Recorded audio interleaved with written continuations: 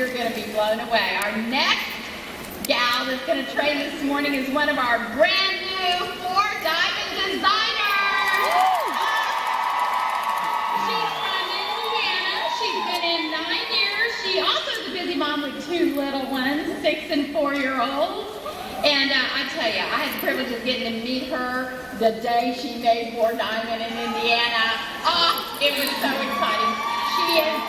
She is delightful. She is determined. And get this, she sponsored 19 last year. There you go.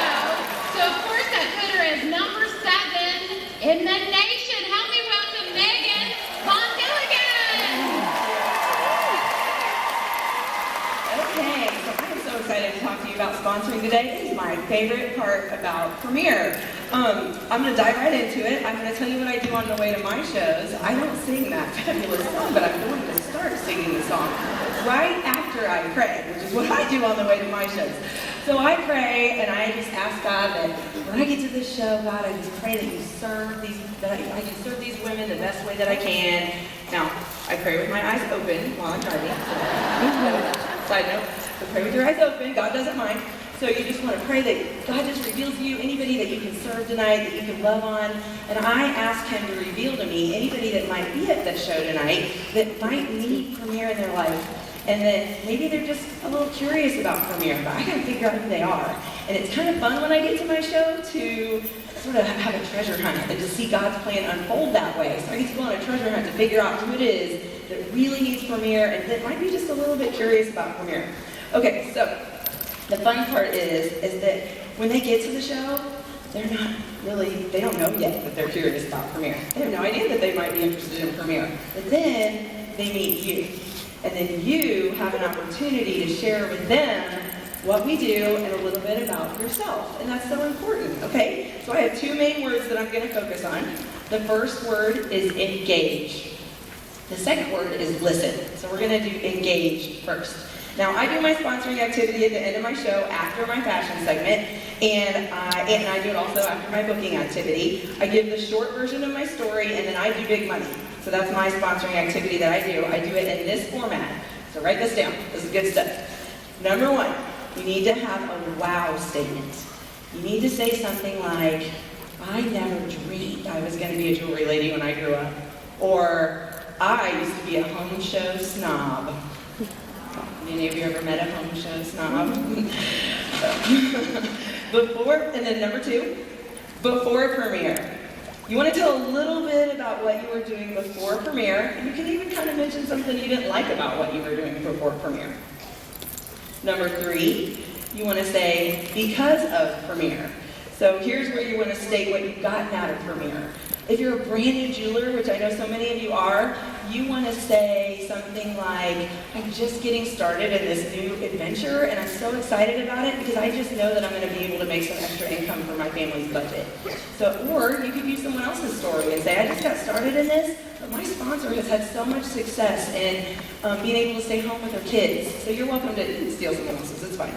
Number 4, you want to say, what am I thankful for? In my case, I'm thankful that I get to stay home with my kids at this stage of my life. Number 5, big money. That's what I do. You can insert whatever sponsoring activity you want to do there, but I do big money. And number 6, this is a really important one. It's your call to action. And I'm going to dive into that here in just a minute. Okay, so here's my version, and I want you to listen for the steps that I just listened. I'm going to do 1 through 4 right now.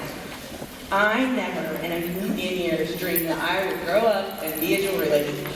When I started Premiere, I wore running pants, a Purdue sweatshirt, and a baseball cap with a ponytail, and little teeny tiny white gold hoop earrings that I never, ever took off. I did all 5 S's in them because I never wanted to change my earrings. So my husband and I worked for the same company, and we got laid off from our jobs 1 day apart. Bummer, right? So there was no severance. They couldn't even spell severance. And a couple weeks later, they filed bankruptcy. Awesome. And they owed us over $8,000 in paychecks that we never got. Right? I know. So, anyway, the story gets better, I promise. So, it was a really rough time, and in a couple weeks after that, my husband had to have surgery. And we thought we had insurance, but we didn't. So then, I heard about Premiere after that, right? So then the story gets better. So that was my before Premiere. Now because of Premiere, we were able to manage the financial ruin that we were in because of our circumstances. At that time, I did Premiere to pay off the debt, but now I do Premiere because I can stay home with our precious little 4- and 6-year-old. I'm so thankful for the opportunity to take him to preschool drop-off and go to all the preschool parties and pick her up from kindergarten every day. It's so great. I just love it. But let me just tell you what I'm also thankful for. I am thankful that 1 or 2 nights a week, I can shower and put on big girl clothes, little makeup, some jewelry, and I get to talk to grown-ups. And I'm like, tell Dora I said hi, but Mommy's got a jewelry show. Right? That's right. Moms understand. All right. So that's my first 4 steps. Did you hear them in there? Wow statement, before Premiere, because of Premiere, and then what I'm thankful for. So then I do my big money. Lena's gonna help me out with my big money. I do it at the end because I've tried it in other parts of my show, and that's just what works best for me. If you like doing it somewhere else, that's okay. But that's what works best for me.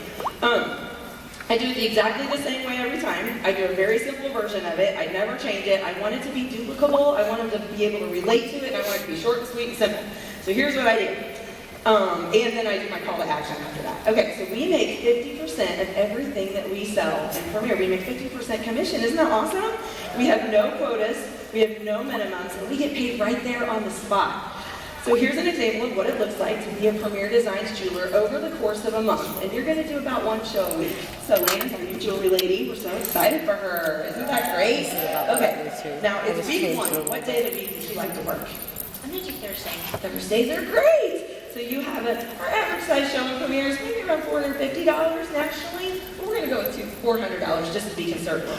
So she has an average size show of $400. She makes $200. Very good. Now it's week 2. What day of the week would you like to work? I'm going to need to do a Tuesday. Tuesdays are great. So you have another $400 show. You make 50%, so you made another $200. Now it's week 3. What day of the week would you like to work? You know, what day do you want to do? Tuesdays are great, right? We just did Tuesday. This week you have a $600 jewelry show, so you make $300. And then you now tuck it in. Also what's happening is Lana's girlfriend that works took this fabulous new catalog to work and showed it around, and she collected $200 in orders from her work friends. And that Saturday morning, she grabbed a couple girlfriends, met Lana for coffee, and they played in the jewelry, and she made another $100 drinking lattes on a Saturday morning. Can you believe that? Now it's week 4. What day of the week would you like to go? I do it Friday. They're super fun girls. Friday. They are fun girls on Friday, aren't they? All right, so she has another $400 show. She makes another $200. And you can count up how much you made this month. I made $1,000. $1,000. Isn't that great? Very good. $1,000 into her family's budget. That's exactly the same way I do it every time, because then I don't have to keep track of the math. It's already there. So I already know what it is. Okay, so you made $1,000 working part-time. That's great for anyone's family budget. Now, I just told you all of that, not because, like me, you didn't grow up dreaming of being a jewelry lady, but I told you that because every single person in this room, and I really I lean in and I look them in the eye and I say, every single person in this room knows someone that could use a little bit of hope, like we did. And it may not be you, and that's okay, but you all know someone that does. And I would love to be able to send you home with some information. So what I need you to do is to check yes on your guest survey, and I will send you home with just a little bit of information tonight about Premiere. I have a no stalker guarantee, but I love to talk about what I do. And that's it. That's the call to action, okay? That is huge. Now, let me give you a hint. No one at my shows has ever run up to me and said, I want to sign up to be a jewelry lady. I just heard your sponsoring talk. It doesn't work that way, but wouldn't it be great if it did? Yeah, that's right? But it just doesn't work that way. So, but my goal is to get them thinking and to get them curious about it. And that's why the call to action is so important, because you have to kind of direct them on what you want them to do so you can get that information in their hands. Okay? All right, so as soon as I'm done with my sponsoring activity, I tell them the specials and I wrap up my show. And I say, who has questions? You can ask me anything but my weight. And I just smile and I wait. because there's the awkward silence, and no one likes that awkward silence, right? Okay, but this is a great time where you can offer diva dollars, you can offer tickets, or whatever it is that you do, and that's great. But that might get the ball rolling to get those questions. One person usually starts with, how much is it to get started? Has anybody ever been asked that at a jewelry show? How much is it to get started? Now, what you don't want to do is say, it's $3.95, and then stop talking. That's not what you want to do. You want to say, it's $3.95, and that is such a great deal because we get this and this, and that's a time you can really kind of go into a little bit, kind of brag about what we get for our $3.95. Now that is huge. I know a lot of people get hung up on that part of it, but I'm telling you right now, every one of you needs to understand the value of our $3.95.